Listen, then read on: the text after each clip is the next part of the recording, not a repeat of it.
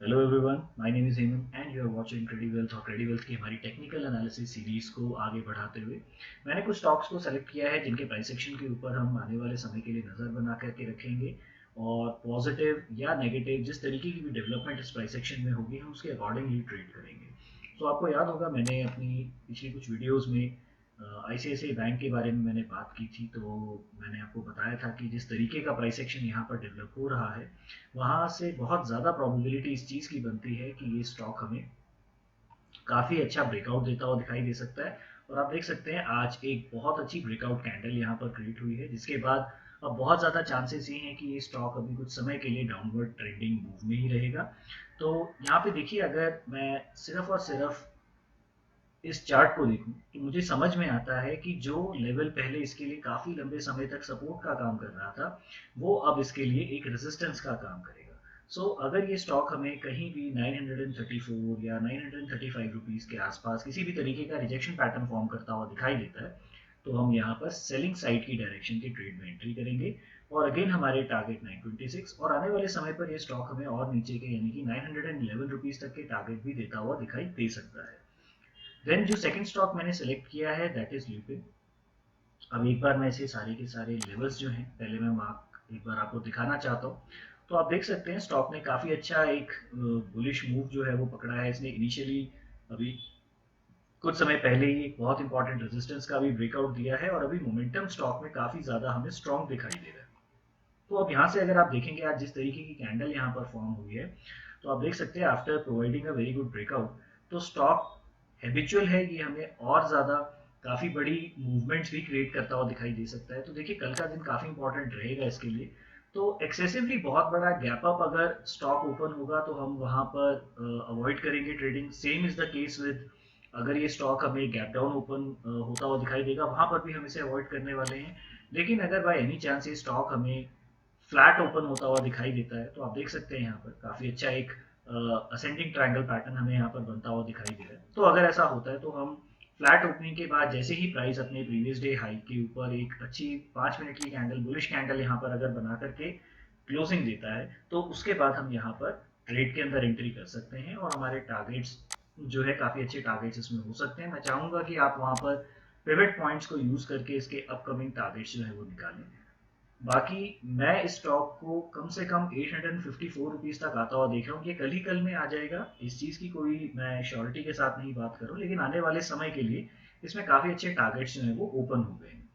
Then इसके बाद जो मैंने अगला स्टॉक सेलेक्ट किया है इस चार्ट को भी मैं आपको पहले वनडे के टाइम फ्रेम पर दिखाना चाहता हूँ। तो जो अगला स्टॉक मैंने सेलेक्ट किया है that is sun TV network. और इसमें भी आप देख सकते हैं जिस तरीके से प्राइस एक्शन डेवलप हो रहा है तो आप देख सकते हैं यहाँ पर एक काफ़ी अच्छा पैटर्न हमें बनता हुआ दिखाई दे रहा है। तो अगर इन एनी केस ये स्टॉक 441 रुपीज़ का जो लेवल है जो मैंने मार्क किया हुआ है अगर ये इसके नीचे निकलता है तो हम अगेन यहाँ से शॉर्ट के डायरेक्शन में बैठ सकते हैं। हमें काफ़ी अच्छे टारगेट्स इसमें आने वाले समय पर देखने को मिल सकते हैं। तो बस ध्यान रखिएगा, ये मैं आपको एक बार छोटे टाइम फ्रेम पर भी दिखा देता हूँ। तो प्राइस एक्शन बनने का वेट कीजिएगा। आप देख सकते हैं this is a multiple time tested support. तो यहाँ पर किसी भी तरीके की गैप डाउन ओपनिंग बहुत ज़्यादा बड़ी नहीं होनी चाहिए।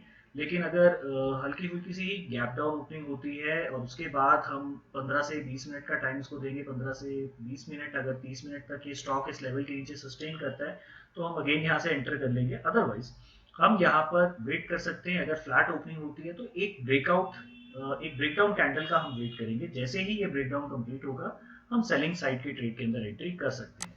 देन अगेन जो मैंने अगला स्टॉक सेलेक्ट किया है दैट इज LIC लिमिटेड और इसको मैं एक बार आपको वनडे के चार्ट पर दिखाना चाहता हूँ। तो वनडे के चार्ट पर अगर आप देखेंगे और जिस तरीके की कैंडल्स की यहाँ पर फॉर्मेशन आप देख रहे हैं तो सभी कैंडल्स आपको अपर डायरेक्शन में विक्स छोड़ती हुई दिखाई दे रही हैं, which is basically giving us the signal कि यहाँ पर काफी सेलिंग पोजीशंस जो है वो क्रिएट हो रही हैं। तो यहाँ पर देखिए मैंने दो तरीके से सपोर्ट लाइन को क्रिएट करा है। तो पहली मैंने जो सपोर्ट लाइन क्रिएट करी है वो एक ट्रेंडिंग सपोर्ट लाइन है।